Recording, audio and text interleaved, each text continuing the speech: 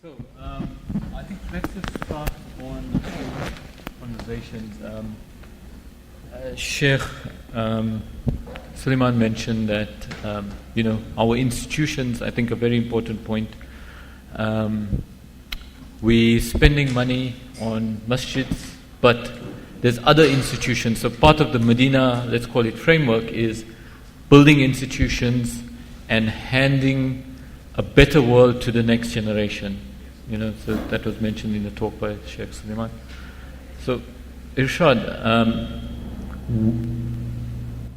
from your knowledge in the Muslim community, where do you see a gap or challenges, institutions that are not functioning as they should, and where there could potentially be the people in this room, builders, identifying some challenges or solutions? No. Bismillahir Rahmanir Rahim. Assalamu alaikum wa rahmatullahi wa barakatuh, everyone.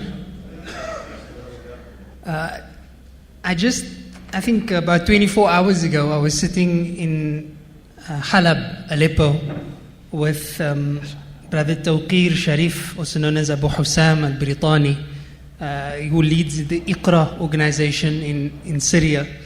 And part of our breakfast conversation was this exact question.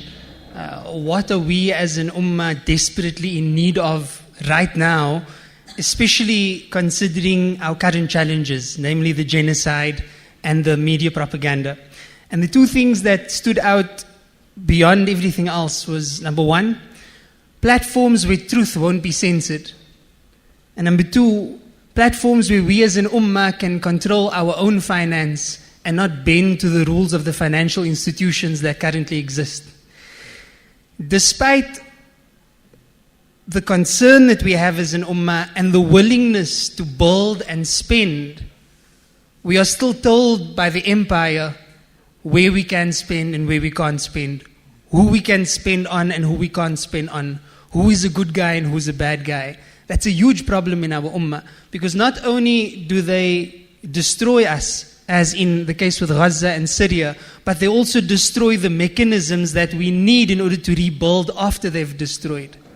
So I hope, inshallah, that after a conversation like this, we can plot the course towards building such platforms that will address these issues bi'idhnillahi ta'ala. That's just on an ummatic level, on a global level. And then, of course, locally, needless to say, the poverty and the economic divide is one of the greatest challenges that we face in South Africa, and something that we can certainly use technology to improve. But I think the real key in answering many of the problems that we put forward in today's discussions is this. The willingness to do the work requires sacrifice, requires service without compensation, requires the type of ummatic spirit that puts, others over oneself, even though we are on the back foot. And Allah knows best. Shaykh Sulaimaan, so if anybody wants to ask questions, you can log on there and just post your question. Your view on what are the institutional weaknesses that we have specifically in South Africa from the Muslim community, where there are gaps, the weaknesses that you've discussed, and we could potentially have the people in this room trying to come up with solutions.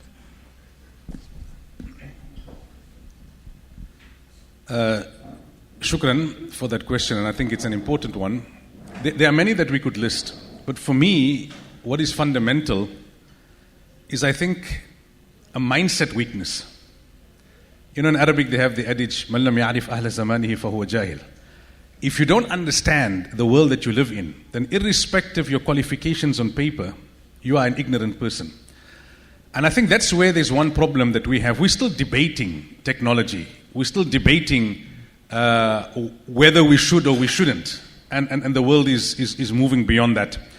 So I want to make a point flowing from that, relating to the title about building Medina.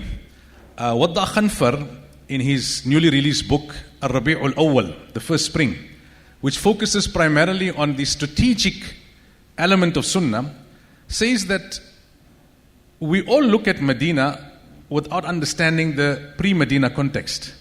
If there was no hijrah, there would be no Medina. Right? And if there was no meticulous planning and vision, there would be no hijrah. Why is it that Nabi Sallallahu Alaihi Wasallam was able to hit the floor running, so to speak, when he came to Medina? That in that short space of time, he achieved what he achieved. The Meccan era was a totally different era of restriction and limitation. It is because whilst Nabi Sallallahu Alaihi Wasallam was in that period of restriction, limitation, difficulty, challenge, personal difficulty, collective difficulty, he had a vision around which he was already meticulously planning. Medina didn't happen in a vacuum. Hijrah didn't happen by accident.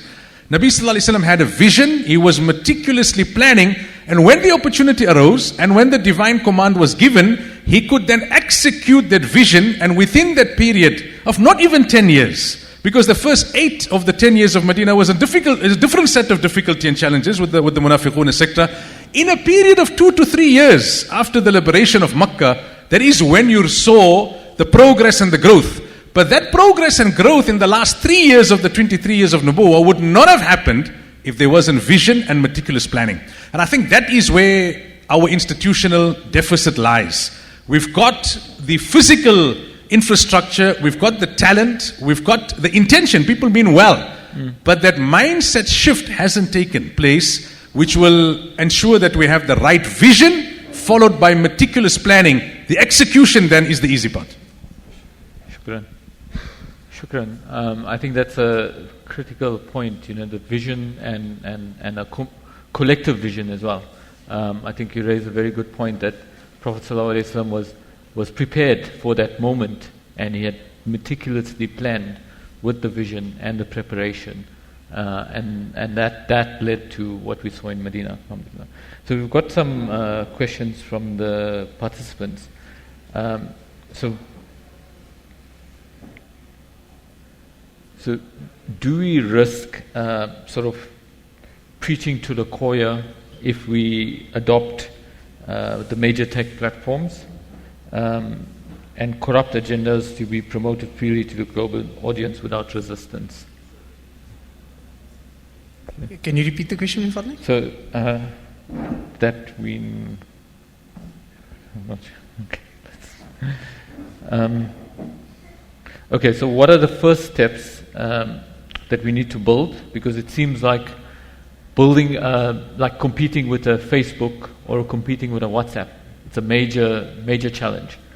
What are some, let's call it, smaller steps that we can take towards that larger goal? I've often heard the sentiment that we should be creating our own Facebook and our own... Yeah. I'd like to pose a question before we get to that stage is, should we? Do we have to imitate the models that we see in front of us? Or should we break the mold and create a new one entirely? The very existence of these platforms was founded upon principles and ethics that don't necessarily comply with our deen. I believe that the time now is for us to look at these platforms and look at these modes of communication and ask, what have we seen therein that benefits us that we can in fact employ?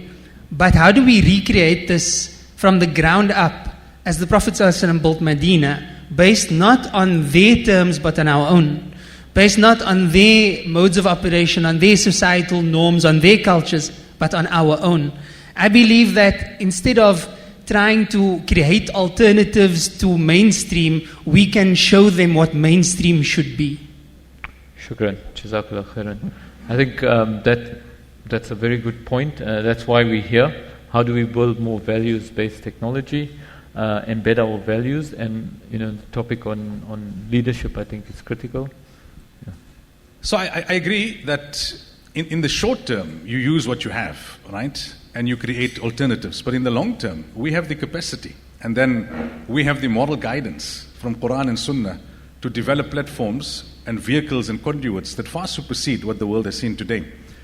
And if others can do it without any faith kind of motivation, I have this passion to read biographies and autobiographies across the board. Read Steve Jobs, right? He was seen as a man who was somewhat loony when he initially came up with these ideas. But he didn't want to just build an alternative to the status quo. He wanted to come up with something altogether different. And the same with the others. So if they could do it without the kind of motivation that we have from Quran and Sunnah, why can't we do it with that greater motivation? I think it's more internal and external. I'll just quickly share that anecdote of Steve Jobs, which I read somewhere. You know, we know he was adopted, right? His biological father was Muslim. And one day his father told him that paint the fence. So he painted the fence. When the father came to inspect it at night, he didn't paint the grooves inside the fence. So his father asked him, why didn't you paint the grooves? He said, nobody looks there. You know, people just walk past, they see the surface. His father said, we see that. So make the inside as beautiful as the outside. They say when they brought him the first prototype of the Macintosh, he told the engineers, open it up. They said, why? He said, no, I want to see the inside. They said, of what relevance? He said, I want to see the inside. When he saw the inside, he said, make the inside as beautiful as the outside, then we'll launch. So those concepts of ihsan, and those concepts of having your own unique, independent motivation, not just to substitute an alternative, but to bring something altogether different, which is better. I think if non-Muslims can have it, then why can't we as Muslims have it? Shukran. Jazakallah. I think Jazakallah khairan.